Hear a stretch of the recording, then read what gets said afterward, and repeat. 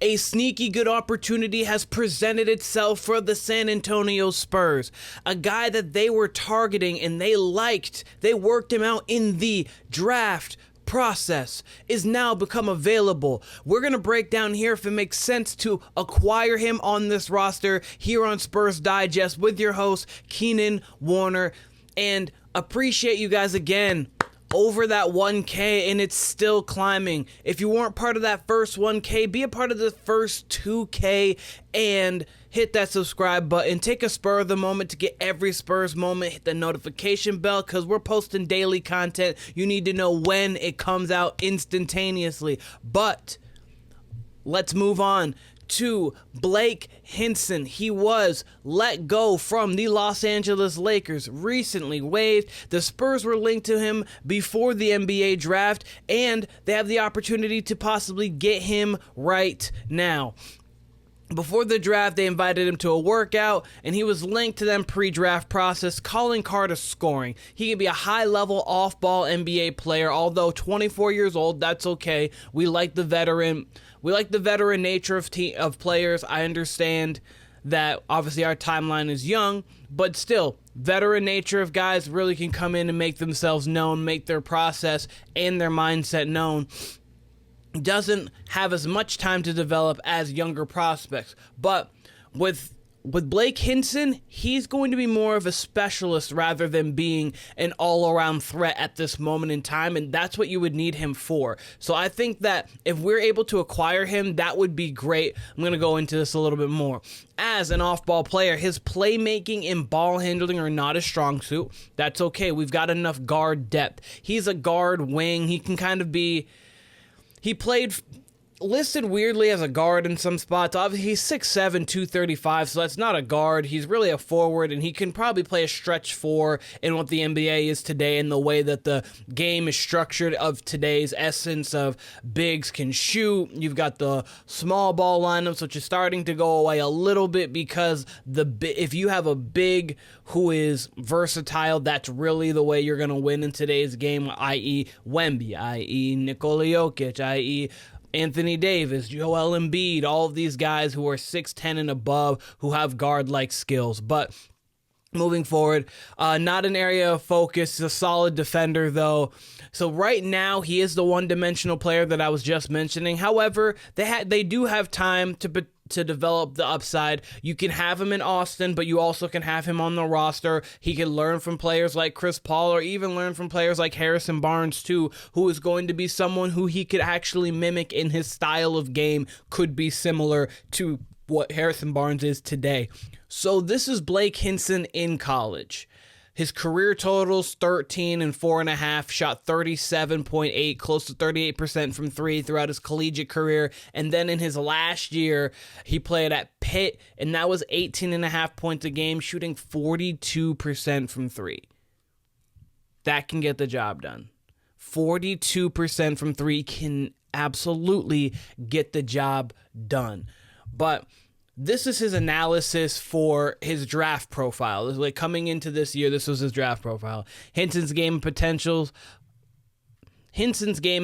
lie in his ability to be a prolific scorer at all three levels. Though his improvements as a shooter won't go unnoticed, he can be a very effective stretch forward due to his shooting range. His 6'8" frame suggests that he might be a bit undersized to play power forward at the next level, but the lengths and frame suggest he shouldn't have problems guarding NBA wings and perimeter players. And he's a better ball handler than he's given credit for. However, his game doesn't come without flaws. He's not the best passer. While his ball handling skills are decent, he uses them to create for himself rather than for others. He also has room to improve on defense, especially in terms of effort. So that was the draft analysis coming in with Blake Hinson. This here is tough. And it's tough not just because of the fact that you have a guy that's coming in here who could be a potential nice bench spot for you. It's that the Spurs have too many guys that could be potential bench spots. And it's coming into the season, so everybody has a positive outlook on everybody other than Keldon Johnson, because we don't like to talk about Keldon Johnson's prospect and everything he can actually offer to the table. He's a polarizing 50-50 Spur. But otherwise, you've got Malachi Flynn, who they just got. They got Brandon Boston. They've got Cisco, obviously. They've got Blake Wesley. They've got, there's just so much of this youth below the 8 to 9 range, like when you're going on the depth chart, 8, 9, and below, that you're like, okay, he could play, he could play, he could play, he could be here, he could be there, and we just don't fully know what's going to go on with this roster. But I do think that Blake Hinson's a guy who could actually benefit the Spurs this season. He is a guy that can definitely take a few minutes here and there and help space the floor for Wemby, help space the floor for Chris Paul. If you're going to have a Wemby, Chris Paul pick and roll, you give it to him on the wing, you give him to the short corner. If you put him in the short corner when you have Wemby posting up, you can't just double completely, because that is a consistent 40% shooter. So he's going to give the opportunity for these players to breathe, and spacing and shooting, obviously, that is today's game. That is what you need to do to be successful in today's game, and that would be a big piece for them. Why the Lakers waived him, I'm not 100% sure, because he is someone that on the Lakers could do something. So one man's trash, another man's treasure kind of thing. He could be on the Spurs here, and I think with his age, being at 24, knowing that he is a more veteran body, when you're obviously coming in as a draft prospect, he has a more of a veteran mind. We saw that even with someone like Kyle Kuzma, who came in after a few years in college, and he instantly made impact more so than someone like Lonzo did. I understand Lonzo's a little bit of a different situation, but players like Kyle Kuzma are players that can come in and make an instant impact because of the fact that they are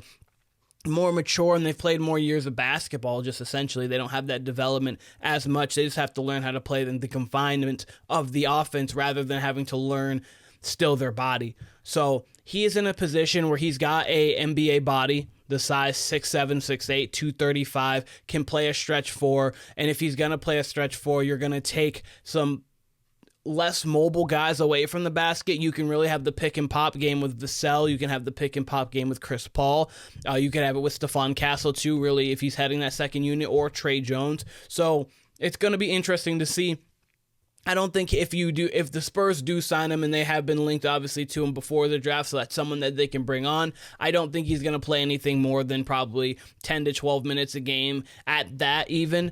But I think that he could be a nice shooting touch, and he could be another asset to this roster.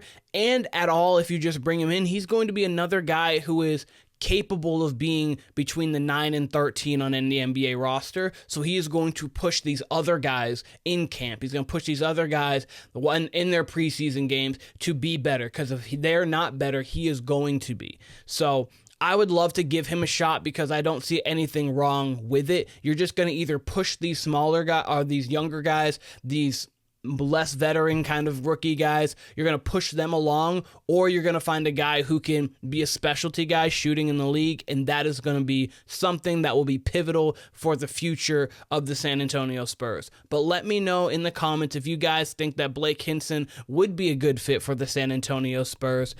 This has been Spurs Digest with your host here, Keenan Warner. I appreciate all of you guys, and I will see you guys very soon.